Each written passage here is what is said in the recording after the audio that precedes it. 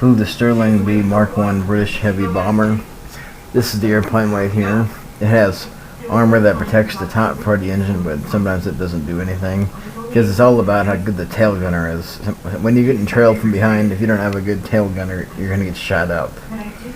That's the engines. It takes about, about 1,200 horsepower for this thing to take off. I don't know where the bombardier sits at. I really don't know where the bombardier sits at. That's what I've always wondered. See, I don't know. That up top, that's the top gunner. That's the I don't know. That's just what I call it. That's the gunner in the back, the tail gunner. The bad part about this bomber is it only shoots 7.7 caliber. That's not very big. The one I'm researching after this, the Lincoln bomber. Oh, I don't have one thing bought. Oh, it holds 50 cals. That's all the bomb they can hold. It holds 9 1,000 pounders, and it'll hold 27 250 pounders. What I prefer is the 527 pounders. This is the map. Enjoy. Well, I'll just talk, I guess. Well, the way I did this was I flew at a low altitude, 5,000 feet or below, because if you stay up really high, you're gonna get shot at by a lot of stuff. But if you go straight at them, well, you might have, odds might be a little bit better. But I didn't do all that bad. Well, in real life, you wouldn't be able to do that. There's just no way this big airplane would be able to do that. But it's a pretty good airplane, though. It's all right. That's the inside of it. I don't know what all they do inside there, but just fly. But I've flown in a B-17 and a T-6 Texan. You don't realize how big those airplanes are once you're inside of it. They're a very big airplane. I honestly wonder how big this airplane is. And there's no way when you're flying this like this, they don't just send one up. They'd have a whole squadron of them flying in a tight formation in a combat box, flying, take out all these targets. They wouldn't just send one bomber up and there's a whole bunch of fighters. It would get shot to bits. It would get shot to bits totally because it has to have a fighter escort. And as you can see, I have the throttle at 0. Trying to get down as low as I can. That way I can have my best chance of knocking out those bases that blow up. I think the British bombers aren't all that bad. I like the American bombers better, but these don't have all that bad armament. The B-17s in the nose, I've noticed, only have the 50 cals in the nose. Don't really do anything. They're just for looks. But I like this plane a lot. It's alright. But look how wide the wings are. They're pretty wide. The engines are pretty big. I'm surprised we haven't got shot at yet. I tried flying the missions where you can fly. I think it's called a mission editor, where you can fly these missions at like a map like Saipan or Guam or something like that, and then you can fly all kinds of these missions and take out enemy targets. Well, I flew that, and I flew BTD, the prototype dive bomber that was developed toward the end of the war, about September of 1945.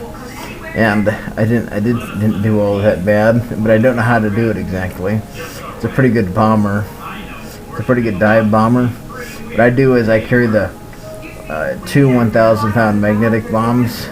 It's pretty heavy payload. When you have it in there, it's kind of hard to maneuver. Incredibly heavy.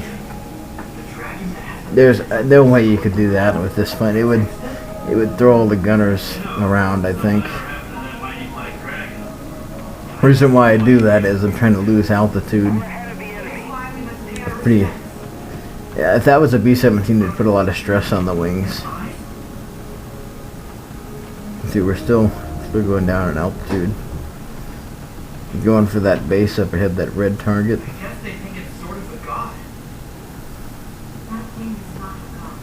Going down as low, still going down as low as we can.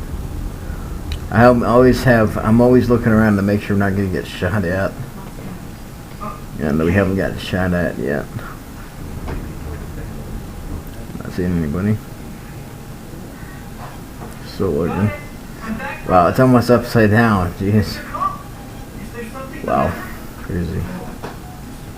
High speed retract flaps. So we're at about 9,000, 8,000 feet if I had to guess. We're flying pretty low. Flying pretty low. So we're still looking around to make sure the wind's in our tail.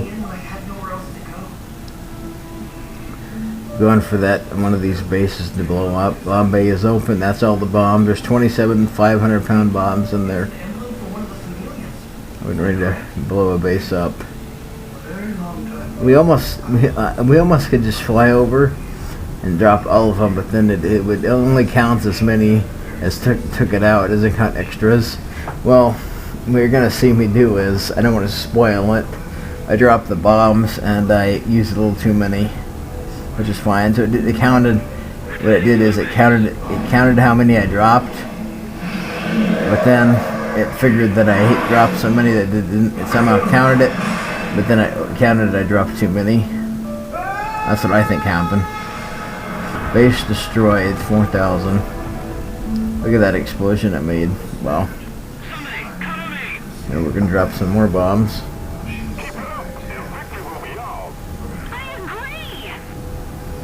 I never communicate with the team. I don't like how people act on there. It's ridiculous. Get ready to drop them. 3, 2, 1, drop them. There we go. 5 bombs left. See the explosion. Look at the shock waves. Wow. The shock waves are what kills you when you get hit by that. The shrapnel, I think, I don't know. But what I've heard is the shrapnel doesn't kill you, but the shock wave would kill you. Still flying to the next target.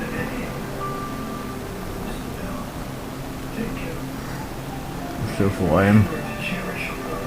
Well, I think we might as well shut the bomb bay. Still flying to the target.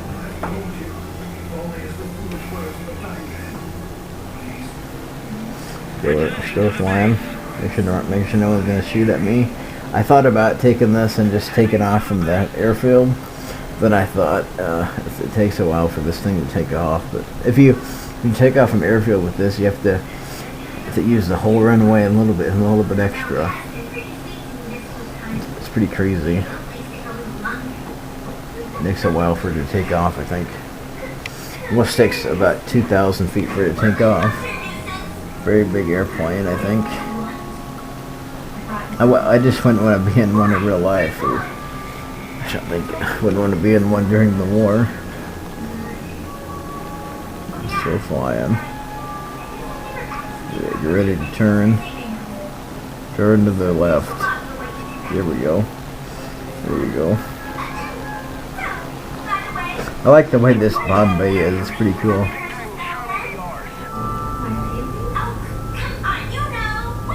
Wow. They're not that far away. Wow.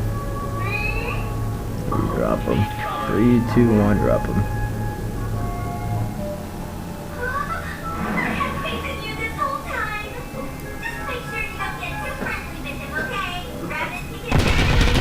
Base destroyed. I think we're out of bombs. Yep, we're out of bombs. We're flying back to the airfield to get some more bombs. Get repaired if we have to. They're flying. Making sure no enemies are tailing us.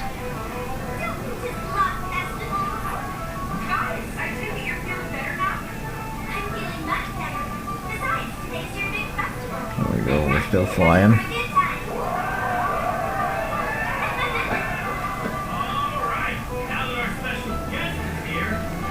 Still flying.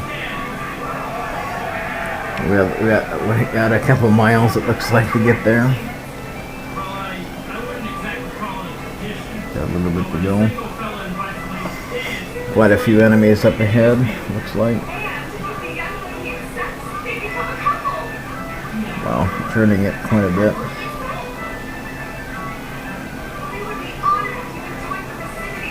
Still flying. Turning the turret to see if we can maybe shoot at them. There's no way you could hit those from that far away. There's just no way. You don't realize how far away that is until you actually fly over there. It's pretty far away. Still flying. Almost there. I really would like to land this and see what it's like to land this thing and take off. That'd be pretty cool. That'd be pretty cool, I think. Still flying there.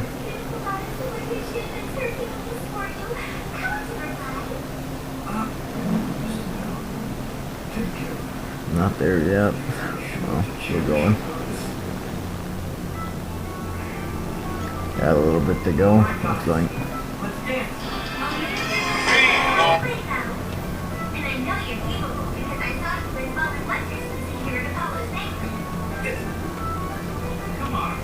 Maybe we can shoot at that airplane, looks like.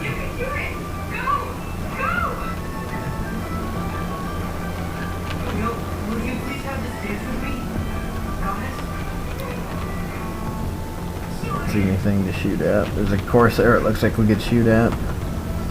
F4 Corsair to shoot at.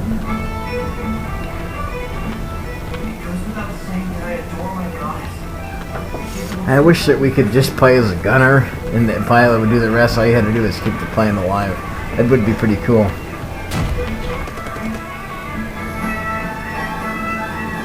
We're still flying back there.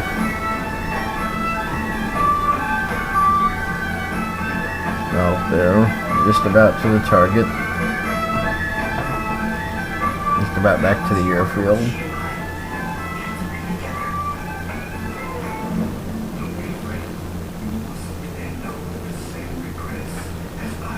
I need to make a video where I'm chasing bombers with an airplane that is good for that, like a P-51 or something like that. That'd be pretty cool.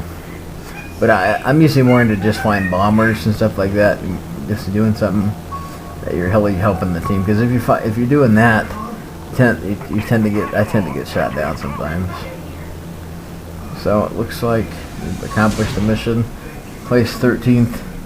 That's pretty good.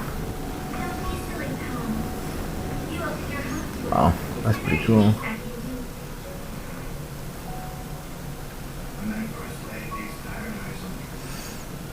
Let's see what we got.